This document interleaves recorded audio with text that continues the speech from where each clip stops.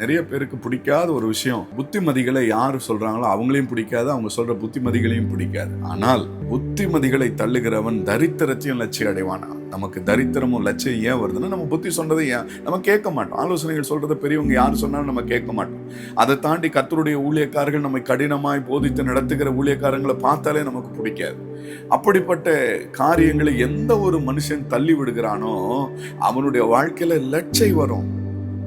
கடிந்து கொள்ளுதலை கவனித்து நடக்கிறவன் கனமடைவான்.